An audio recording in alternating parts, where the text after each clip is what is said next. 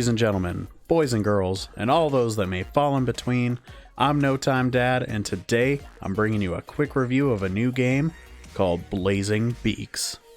Blazing Beaks is a twin-stick shooter rogue-lite that just recently had its full release on Steam and the Nintendo Switch. It's a fairly simple game. You have your regular story mode, and the runs are seed-based. So your normal run where you'll unlock all of your characters, it generates random. Or you can find seeds online that you share with friends, or if a run just absolutely takes it to you and you want some revenge, you can retry that seed. There are also daily challenges that you can take on to compete with the rest of the community for the high score. Tournament mode is a form of head-to-head multiplayer. All of the multiplayer in this game is restricted to local play only. As you can see here, there are several forms of head-to-head combat. I have not tried any of these. Blazing Beaks supports up to 2-player local co-op. As you see here, this is the list of available characters there are to play. It displays their abilities, their starting stats, and their weapons. And for the locked characters, it tells you how to go about unlocking them. I'm going to do a quick run for you guys. I'm going to play it fast and reckless because I don't want to take up too much of your time, but I do want to show you a bit of the gameplay as well as explain a few of the things to you as we go. Hopefully I can actually pick up an artifact and make it to a shop before I die. That would just be absolutely embarrassing. The default character that I have here, the duck, the range on his default weapon is absolutely terrible. I don't like playing him a whole lot. It's very scary, especially with the range at which things blow up. Those poison puddles will hurt you as soon as you touch them, so be careful.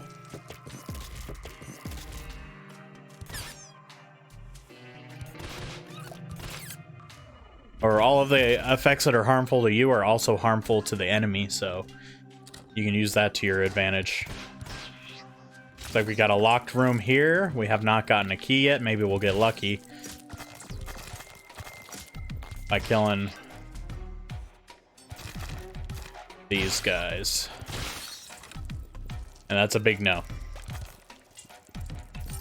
The locked rooms have a bunch of different things that can happen inside of them.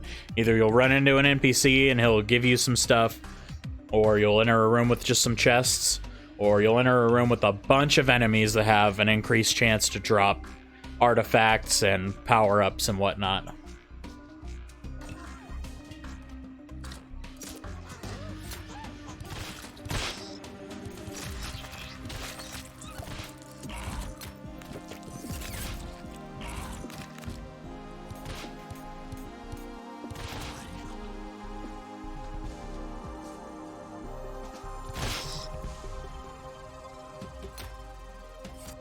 Alright, so what we have here, this is an artifact. Picking these up gives you stacking debuffs for your run. Like this one, triples acid or toxic fumes damage for you. As you see, picking it up increase the loot meter at the top. Once I get to a shop, I can turn in all of the picked up artifacts and it'll give me rewards based on the loot bar level.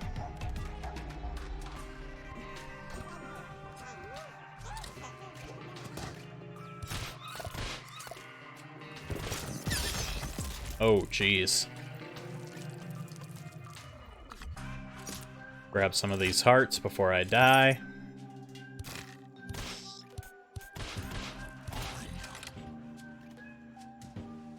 Like we got another artifact. Negative 50% chance to loot hearts. I'm okay with that. There was a blue gleam over here.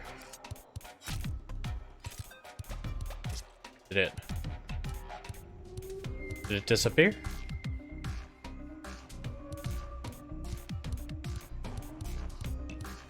Alright, well that blue gleam that we saw earlier was a notification for a secret area, but apparently that's a limited chance, so as soon as you see it, run over and shoot it in order to open up that hole.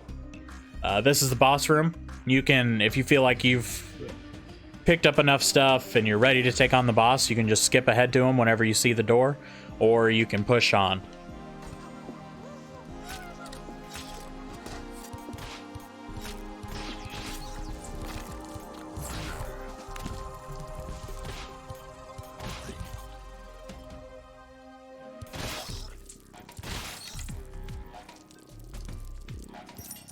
Alright, so this room here with the mailbox out front, that means that this is a shop.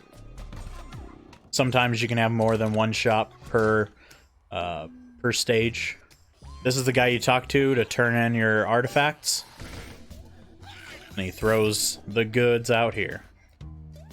Doubles the chance to loot more keys. That's cool. And +1 max HP. Not bad.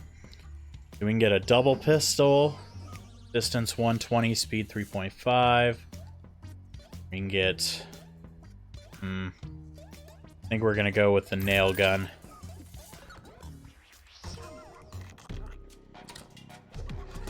Neither one of these have the range I was looking for, but more damage is good.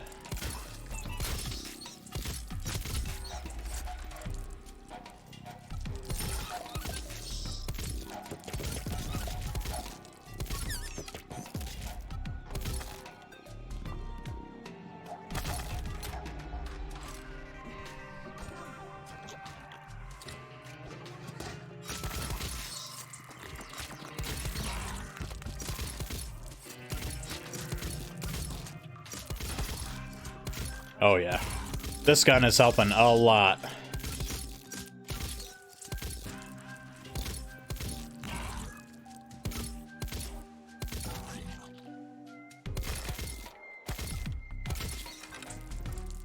Fire rate kind of sucks, but hey. Alright, so this is the boss room. I'm going to skip the boss fight for any of those who don't want the mechanics spoiled. And I'll see you in a bit. Either I'll be at a you lost screen or I will have cleared the fight. Alright, here we are. I've cleared the first boss, and as you can see, there's loot on the ground for me to pick up. We have a static passive that we can pick up, bubble wrap. If damage to be taken is 3 or more, reduces it by 1. Sounds pretty solid. Then we've got an artifact. 15% chance that your weapon will get stuck. Why not? And then we've got the purple signifies that this is an activated ability. You can only have one activated ability equipped at a time, same as weapons. The one that I have now lets me dodge, which I keep forgetting that I can use. So I think I'm going to keep that instead of using this one that lets me teleport onto the hatch. Using this would allow you to teleport to this area. This is what it means by the hatch. Let's move on. As you can see, I decided to skip forward in the video. I didn't want to spoil too many more enemy mechanics as we went along. I died. Looks like I unlocked a new item, which is cool. I didn't actually realize that there were more unlocks other than just the characters until this point. There at the bottom you can see your seed for this run, so if you want to challenge it again, it's right there ready for you to copy it down. Get used to this screen because you will die a lot.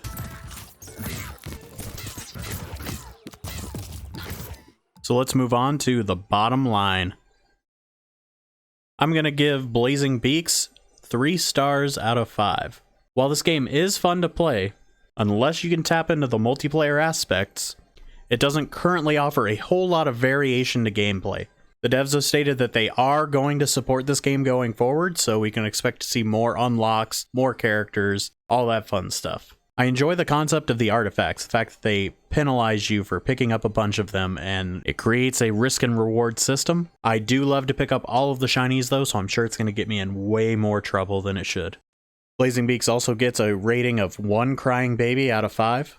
You're able to pause the game at any time, and the art style is very child-friendly. The price point is also very acceptable. It retails at $14.99, though if you can't tap into much of the multiplayer, I would probably wait until it hits a sale. Ad nauseum time. If you enjoyed the video, please like, share, and subscribe. If you want notifications for the latest No Time Dad videos, click that bell. I want to give a huge thank you for your time.